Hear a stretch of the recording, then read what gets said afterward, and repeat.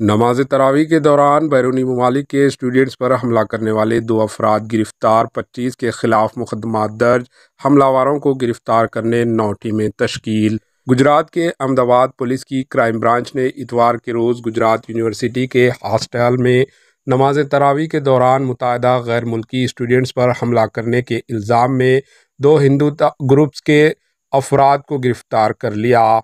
Twitter x پر تفصیلات بتاتے ہوئے میٹروپولیٹن پولیس نے کہا کہ کرائم برانچ نے 2 افراد کو حراست میں لے لیا ہے جن پر اسٹوڈنٹس پر حملہ کرنے اور ہاسٹل کے کمروں میں توڑ پھوڑ کا الزام تھا۔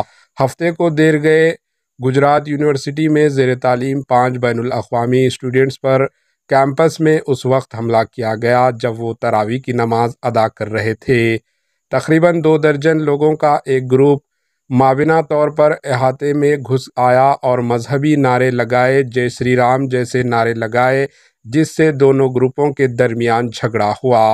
ان 5 اسٹوڈنٹس کا تعلق ازبکستان، افغانستان، تاجکستان، جنوبی افریقہ اور سری لنکا سے ہے۔ اے بلاک ہاسٹل میں پیش آنے والے واقعے کے بعد 2 اسٹوڈنٹس، ایک سری لنکا اور دوسرا تاجکستان سے کوہا ہاسٹل میں داخل کروایا گیا۔ معاملے کا نوٹس لیتے ہوئے پولیس نے 20 تا 25 افراد کے خلاف FIR درج کی اور واقعے کی تحقیقات کے لیے 9 ٹیمیں تشکیل دی۔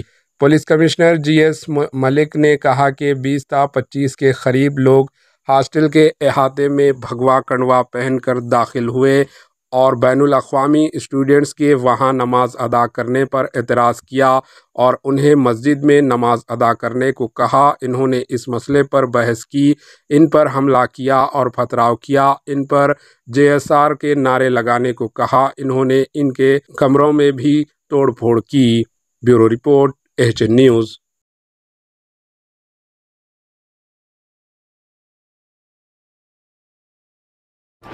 AHN نیوز کو لائک کریں، شیئر کریں اور سبسکرائب کرنا نہ بھولیں۔